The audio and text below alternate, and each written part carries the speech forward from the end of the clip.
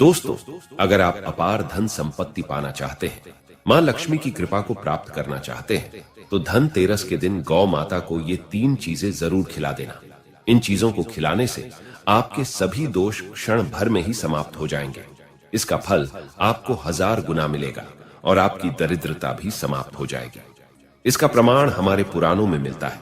जब युधिष्ठिर अपना सब कुछ खो बैठे थे, तो भगवान श्री कृष्ण से आज्ञा लेकर उन्होंने धनतेरस के पर्व पर गाय को ये चीजें खिलाई थी। इससे उन्हें विशाल साम्राज्य की प्राप्ति हुई और महाभारत के युद्ध में भी उनको विजय प्राप्त हुई। दोस्तों, दिवाली सनातन धर्म का प्रमुख त्योहार है, जिसकी शुरुआत धनतेरस से हो जाती है। हर साल कार्तिक मास की कृष्ण पक्ष की त्रयोदशी तिथि को धनतेरस का त्योहार मनाया जाता है।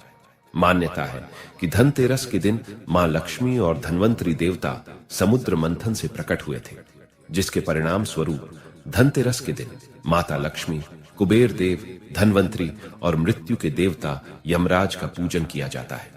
वैदिक पंचांग के मुताबिक इस वर्ष 10 नवंबर शुक्रवार को धन्वंतरी जयंती अर्थात धनतेरस मनाई जाएगी। इस साल धनतेरस पूजा का शुभ मुहूर्त शाम 5:47 से लेकर शाम 7:43 तक रहेगा। दोस्तों, कार्तिक मास सबसे पुनीत माना जाता है। भगवान विष्णु के प्रिय इस मास का प्रत्येक दिवस एक पर्व है। इन्हीं पर्वों की श्रृंखला में आती है गोवत्स द्वादशी। इस दिन का उल्लेख भविष्य पुराण में भी उपलब्ध है। धनतेरस के दिन गाय की पूजा करने का भी विधान किया गया है। इस दिन गाय की पूजा करने से तथा उसे नाना प्रकार के भोग लगाने से शुभ फलों की प्राप्ति होती है। दोस्तों, हमारे प्राचीन धर्म ग्रंथों में गाय को एक अत्यंत महत्वपूर्ण और पवित्र पशु माना जाता है।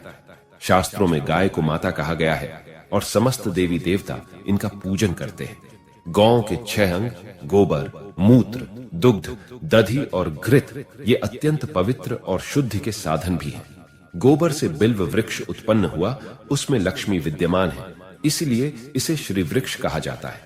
गोबर से ही कमल के बीज उत्पन्न हुए हैं। गोमूत्र से गुग्गुल की उत्पत्ति हुई है, जो देखने में प्रिय और सुगंधि युक्त है, जो सभी देवों का आहार है। संसार में मूलभूत गोदुग्ध से उत्पन्न है।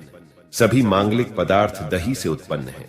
घी से अमृत उत्पन्न होता है, जो देवों की तृप्ति का साधन है। गाय से ही यज्ञ प्रवृत्त होता है। गौ माता के शरीर में 35 कोटि देवी देवताओं का निवास होता है। गाय एक अत्यंत पवित्र, निर्मल, शांत, निष्पाप जीव है। ऋग्वेद में इसे संसार का पालन पोषण करने वाली कामधेनु माता कहा गया है। इसके दर्शन मात्र से मनुष्य के हजारों पाप नष्ट हो जाते हैं। इसीलिए कभी इस निष्पाप गौ माता पर अत्याचार नहीं करना चाहिए। गाय को कभी मारना नहीं चाहिए और कभी उन्हें कष्ट नहीं देने चाहिए। गाय को मारना शास्त्रों में सबसे बड़ा पाप माना गया है। दोस्तों, भगवान श्री कृष्ण को गायों से विशेष लगाव था। उन्हें गौ माता बहुत अधिक प्रिय थी। श्री कृष्ण के अनुसार गायों की सेवा करना ही सर्वश्रेष्ठ धर्म है।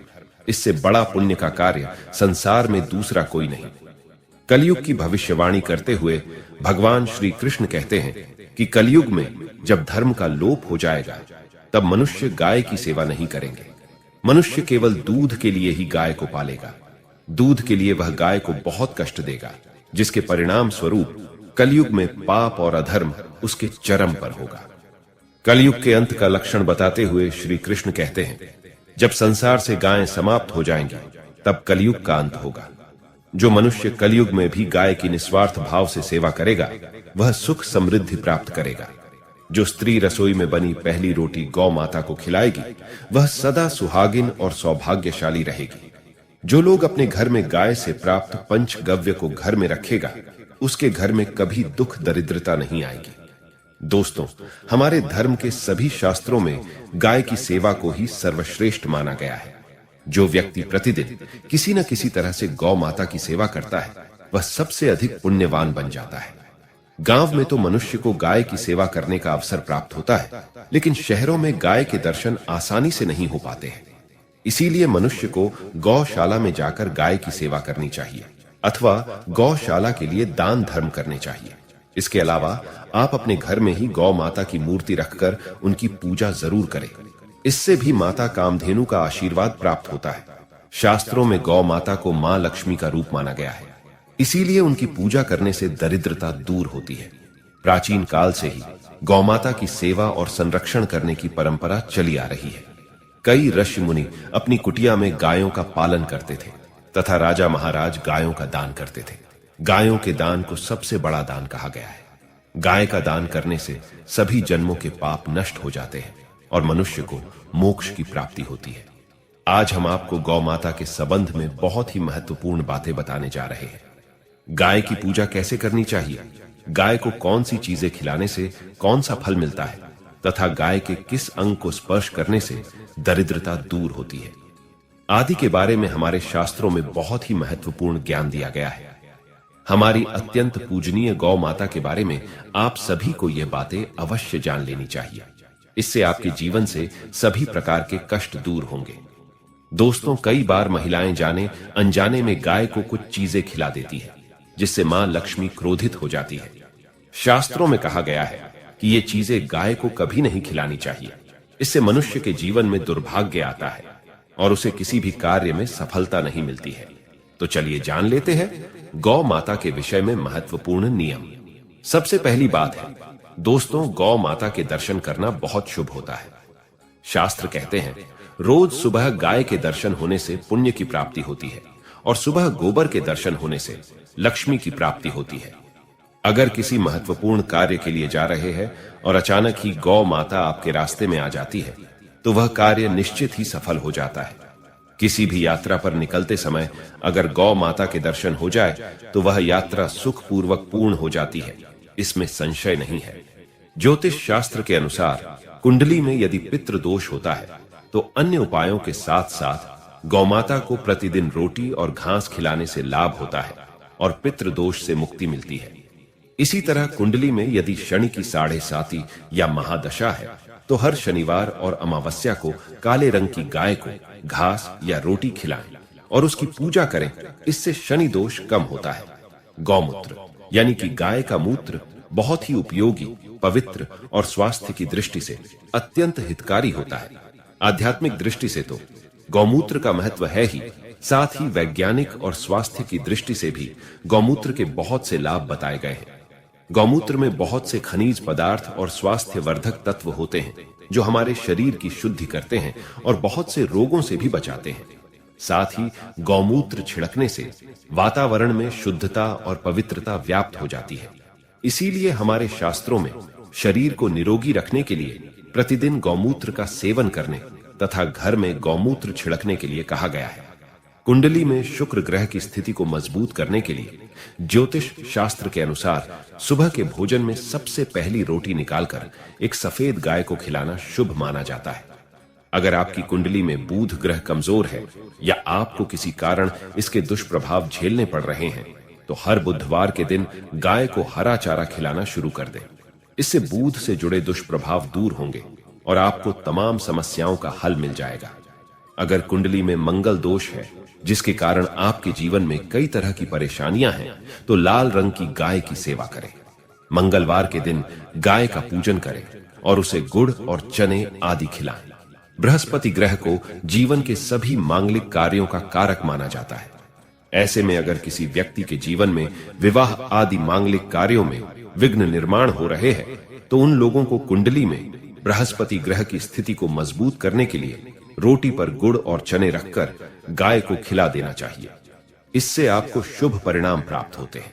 अगर घर में अशांति है, लड़ाई झगड़े होते रहते हैं तो घर में सुख शांति बनाए रखने के लिए घर के अंदर गाय के गोबर से बने उपले को जलाना चाहिए और उसका धुआं संपूर्ण घर में फैलाना चाहिए। इससे घर की नकारात्मक ऊर्जा नष्ट होती है और सकारात्मक ऊर्जा में वृद्धि होती है। गाय के दूध, दही, घी, गोबर और गौमूत्र से बनने वाले मिश्रण को पंचगव्य कहते हैं। पंचगव्य को पापनाशक कहा जाता है और हिंदुओं की एक धार्मिक विधि प्रायश्चित करने में इसका उपयोग किया जाता है। पंचगव्य को बनाने वाली सभी वस्तुएं अत्यंत उपयोगी होती हैं, जो स्वास्थ्य के लिए लाभदायक तो है ही, साथ ही औषधीय गुणों से भी भरपूर है।